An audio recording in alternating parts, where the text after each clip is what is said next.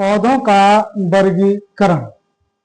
Good morning बच्चों, आज हम चर्चा करेंगे पौधों के वर्गीकरण पर। पौधे कितने प्रकार के होते हैं? आपने प्रकृति में बहुत सारे पौधे देखे होंगे, बाग बगीचों में। कुछ पौधे छोटे होते हैं, कुछ लंबे होते हैं, कुछ बहुत ऊंचे होते हैं। बहुत सारे पौधे देखे होंगे। इन पौधों को आकार के आधार पर 3 भागों में बांटा गया: शाख, झाड़ी और वृक्ष। 3 भागों में बांटा गया। शाख का मतलब होता है शाख। शाख मीन्स जिनको हम लोग जनरली काटते हैं, पत्तियों के रूप में इस्तेमाल करते हैं, भोज पदार्थ के रूप में, उनको हम शाख भी बोलते हैं। ये बहुत छोटे होते हैं, इनका तना कोमल होता है, ये हरे होते हैं और इनकी ऊंचाई लगभग 1 मीटर से कम होती है। जैसे धनिया, पालक,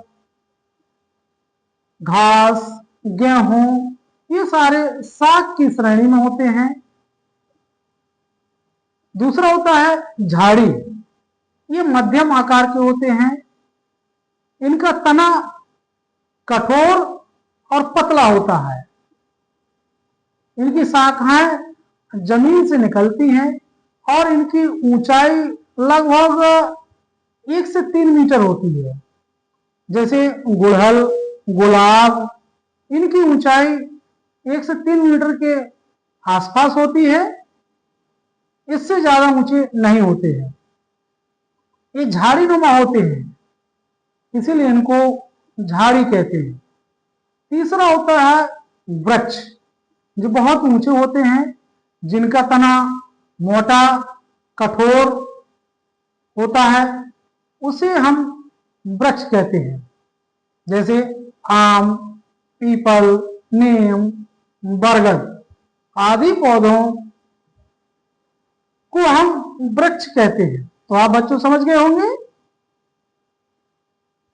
आकार के आधार पर पौधे 3 प्रकार के: शाख, झाड़ी और वृक्ष। पौधों का वर्गीकरण कैरोलस लीनियस द्वारा किया गया है। कैरोलस लीनियस द्वारा पौधों को 3 भागों में बांटा गया: आकार के आधार पर, पुष्प के आधार पर और आकार, पुष्प और आयु, 3 के आधार पर पौधों को बांटा गया है।